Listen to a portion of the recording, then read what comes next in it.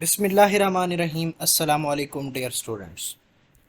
बढ़िया first prof में welcome. हम जनरल एनाटॉमी को स्टार्ट कर चुके हैं, जिसमें हमने बोन्स को भी कवर कर लिया है और कार्टिलेजेस को भी कवर कर लिया है। हमारा जो आज का पांचवा लेक्चर है वो जॉइंट्स पर है और जॉइंट्स में हम पार्ट 1 को डिस्कस करेंगे। डियर स्टूडेंट्स, इस लेक्चर को आपने आखिर तक लाजमी देखना है, क्योंकि इसमें मैंने बहुत सारी चीज़ें आपको बतानी है, डिस्कस करनी है, दिखानी है, जो आपके प्रॉफ के हवाले से बहुत ही इंपॉर्टेंट है, जो आपसे वाइवा में, जो आपसे मॉड्यूल्स में पूछा जा सकता है। मैं सबसे पहले जॉइंट्स की तरफ आता हूँ। जॉइंट्स कॉमनली आपको पता है कि आप शुरू से सुनते आ रहे हैं, शुरू से पढ़ते आ रहे हैं कि जहाँ पर दो बोन्स आपस में अटैच्ड होती हैं, जहाँ पर दो कार्टिलेजेस या बोन या कार्टिलेजेस आपस में ज्वाइन करती हैं, तो वहाँ पर एक पॉइंट बनता है, वहाँ पर एक ऐसा पॉइंट बनता है जो उसको हरकत प्रोवाइड करता है। तो उस पॉइंट को कहा जाता है, उस जंक्शन को कहा जाता है जॉइंट। और जॉइंट बेसिकली ये जो है हमारी बॉडी में मूवमेंट को परमिट करती है, उसकी इजाज़त देती है। हाँ, उसके अलावा कुछ जॉइंट्स ऐसे होते हैं जो इमूवेबल जॉइंट्स होते हैं। तो फिर सवाल पैदा ये होता है कि ये जो इमूवेबल जॉइंट्स हैं, फिर ये जॉइंट्स कैसे हुए? तो याद रखिएगा, जो इमूवेबल जॉइंट्स होते हैं उनका जो प्राइमरीली मकसद होता है वो ग्रोथ में अहम किरदार अदा करना होता है। ग्रोथ में कैसे ये किरदार अदा करते हैं, ये हम आगे चलकर अभी डिस्कस करने वाले हैं। याद रखिए, जो लॉन्ग बोन्स का कार्टिलेजिनियस जॉइंट्स होते हैं, लॉन्ग बोन्स जो हमारे पास है ना, वहाँ पर प्राइमरीली कार्टिलेजिनियस जॉइंट्स शुरू शुरू में जो कार्टिलेजिनियस जॉइंट होते हैं वहाँ पर प्रेजेंट होते हैं। तो फिर ये जो है ना, इनका काम क्या होता है, ये आहिस्ता आहिस्ता इसके साथ फ्यूज़ होते हैं और ये जो लॉन्ग बोन है इसकी लेंथ को आहिस्ता आहिस्ता बढ़ाना शुरू कर देते हैं। यानी कि जैसे बच्चा जवान होता चला जाता है, तो ये बोन्स जो होती हैं, प्राइमरी कार्टिलेजिनस जॉइंट्स जो होते हैं, ये इन बोन्स के साथ अटैच करते जाते हैं, फ्यूज्ड होते जाते हैं और आहिस्ता आहिस्ता इनकी जो लेंथ होती है वो बढ़ना शुरू हो जाती है। इसी तरह एक एवरेज के तहत न्यू बॉर्न बेबी जो होता है वो तकरीबन 15 इंचेस उसकी जो हाइट होती है वो लॉन्ग होती है। और जैसे जैसे वो अडल्ट होता जाता है तो इसकी जो लेंथ होती है वो इंक्रीज़ होना स्टार्ट हो जाती है। और अगर मैं कॉमनली बात करूं तो ये 60 to 70 इंचेस तक जाके पहुंचता है, जो कि तकरीबन मेरे ख्याल में 5 फुट और 10-11 इंच के बराबर हो जाएगा। यानी कि 5 फुट, यूँ समझ लें 6 फुट तक आपकी जो कद होती है वो फिर चली जाती है। ये सब क्या होता है, ये किस की वजह से जो है ये सारा काम स्टार्ट होता है। अडल्ट जैसे ही होता है तो फिर उसकी ग्रोथ फेज बढ़ जाती है। ये सारी ये प्राइमरी कार्टिलेजिनस जो जॉइंट्स होते हैं, या उसके अलावा ऐसे जॉइंट्स जो कि इमूवेबल होते हैं, वो फिर क्या करना स्टार्ट कर देते हैं, साथ साथ फ्यूज होना स्टार्ट हो जाते हैं, जिसकी वजह से जो लेंथ होती है वो क्या होती है, इंक्रीज कर जाती है। उसके अलावा जो स्कल के फंटनल्स हैं पड़े हमारे पास, ये परमिट करते हैं मोल्डिंग को। मोल्डिंग कहते हैं यानी कि अगर कोई एक चीज़ है हमारे पास, मिसाल के तौर पर अगर हमारे पास पॉइंट ए है, अगर वो मोल्डेड है यानी कि उसके अंदर मोल्डिंग की कैपेसिटी है, तो वो पॉइंट बी जिस तरह से होगा ना वो उसकी तरह की शक्ल इख्तियार कर लेगा, या थोड़ी बहुत इसमें लचक होती है। ठीक है, तो ये जो स्कल के फंटनल्स होते हैं ये चाइल्ड बर्थ के दौरान जो है ना ये मोल्डिंग को परमिट करते हैं। इसी तरह आपने सुन रखा होगा कि बच्चों में बड़ों की निस्बत जो हड्डियाँ होती हैं, जो बोन्स होती हैं, वो ज़्यादा होती हैं। अप्रॉक्सीमेटली चाइल्ड के अंदर 300 होती हैं और अडल्ट के अंदर 206 बोन्स होती हैं। तो अब सवाल ये पैदा होता है कि बच्चों के अंदर 300 बोन्स हैं तो बाकी किधर गई? जब बंदा जवान हो जाता है, अडल्ट हो जाता है, 206 रह जाती हैं, बाकी किधर जाती हैं? तो बाकी कहीं पे गायब नहीं हो जाती। वो मैंने आपको पीछे भी बताया है। इसका लॉजिक ये है कि वो जो बाकी बोन्स होती है ना, वो फ्यूज होकर लॉन्ग बोन्स बना देती हैं, और जिसकी वजह से हाइट भी इंक्रीज़ हो जाती है। ठीक है, और बाकी जो हमारे पास अडल्ट बोन्स बचती हैं वो 206 बचती हैं। मिसाल के तौर पर मैं कुछ बोन्स की यहाँ पे उसकी फ्यूजन की बात करता जाऊँ, तो आपने सुना होगा पेल्विक बोन के बारे में।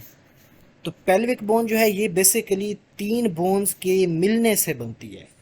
जब इलियम, एस्कियम और प्यूबस बोन्स एक दूसरे के साथ फ्यूज करती हैं तो ये पेल्विक बोन बनाती हैं। ठीक है, इसी तरह ये हमारे पास पेल्विक, ठीक है। इसी तरह फ्रंटल बोन की अब मैं बात करता हूँ, और इसी तरह मैंडिबल की मैं बात करता हूँ। तो जो दो फ्रंटल हाल्व्स होते हैं, जो हमारे पास फ्रंटल बोन है, इन्फेंट फ्रंटल बोन, ये दो बेसिकली हिस्सों में डिवाइडेड होती है। फिर बाद में ये जाके क्या हो जाती है, फ्यूज्ड होकर एक दूसरे के साथ ये फ्रंटल बोन बना देती है। उसके अलावा जो मैंडिबल होता है, इन्फेंट मैंडिबल होता है, ये भी बाद में क्या करता है, एक सिंगल मैंडिबल जो है ना बोन बना लेता है बाद में फ्यूज्ड होके। ठीक है, जैसे जैसे अडल्ट की तरफ बेबी आता है। उसके अलावा हमारे पास 5 सैक्रल वर्टिब्रा एक दूसरे के साथ फ्यूज करते हैं और सैक्रम बोन बनाते हैं। क्या बनाते हैं? सैक्रम बनाते हैं, ठीक है। और 4 कॉक्सीजियल वर्टिब्रा जॉइंट्स जो हैं ये मिलके कॉक्सिस बनाते हैं। कॉक्सिस को आप जो है टेल बोन भी कह सकते हैं। उसके अलावा जो जॉइंट्स होते हैं ये कैविटीज़ बनाने में भी अपना रोल अदा करते हैं। अच्छा, कैविटीज़ का काम क्या होता है?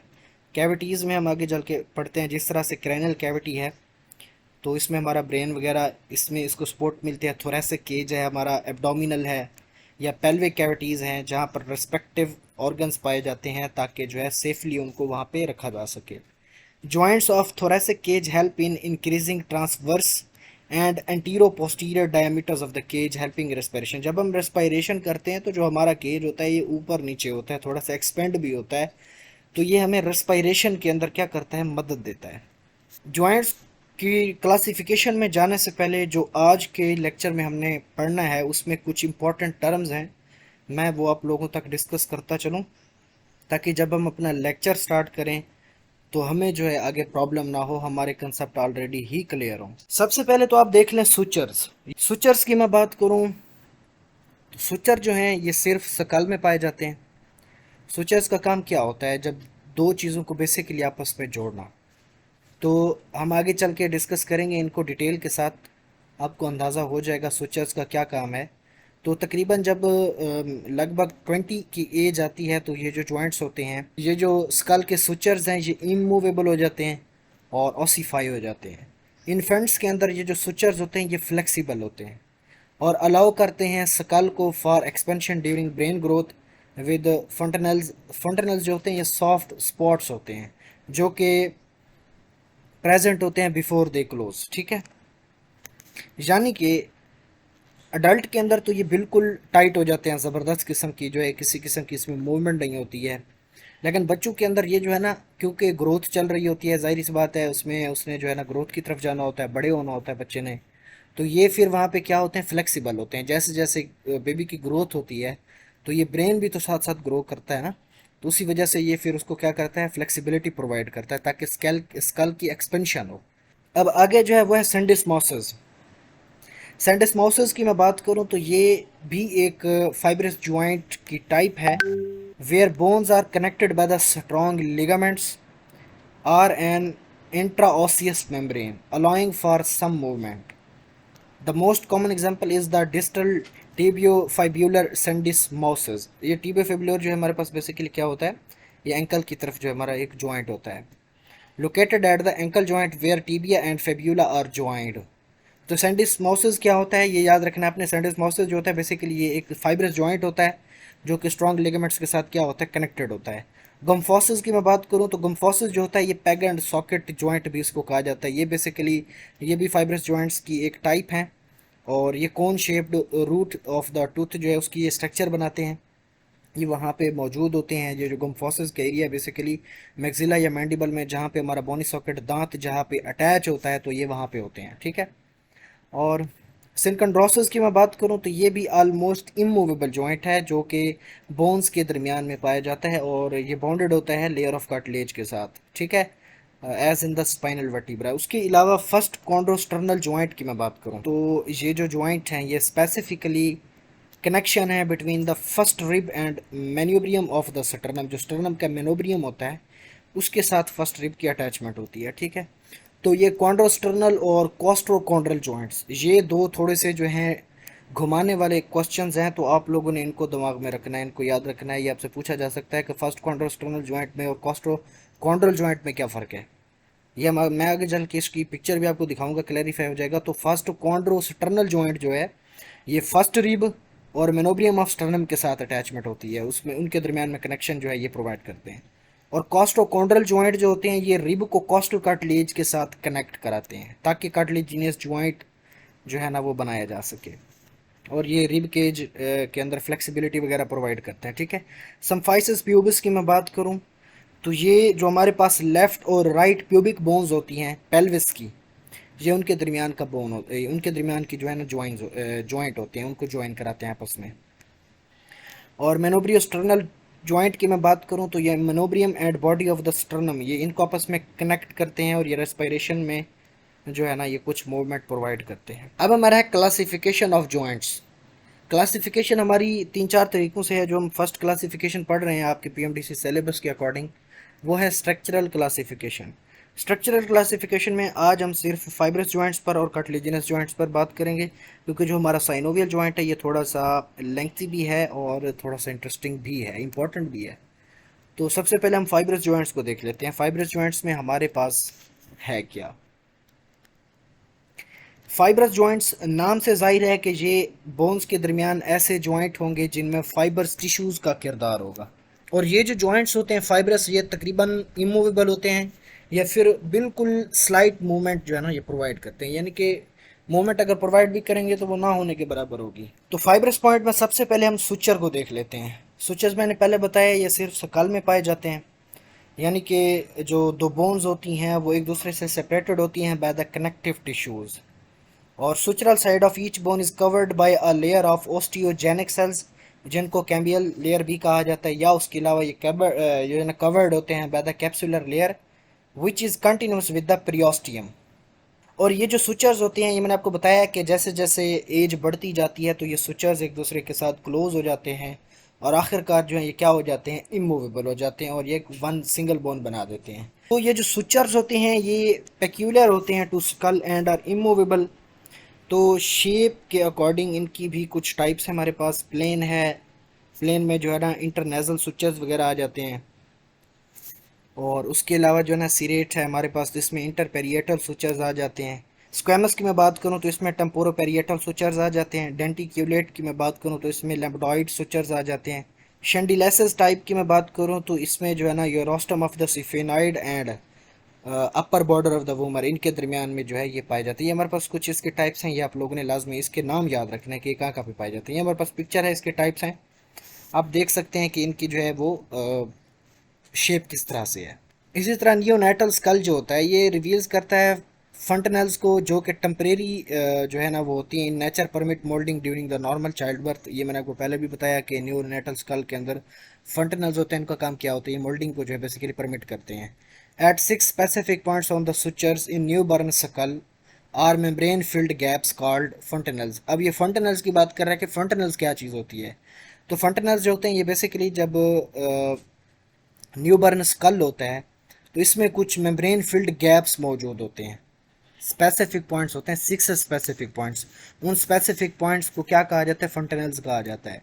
और ये जो है बेसिकली इनका काम क्या होता है, these also allow the underlying brain to increase in size. इनका काम ये होता है कि ग्रोथ में जैसे जैसे साइज बढ़ता है बॉडी का, तो ये भी साथ उसको क्या है, स्कल को, ब्रेन को जो है ना इंक्रीज करने में, उनका साइज इंक्रीज करने में हेल्प करते हैं।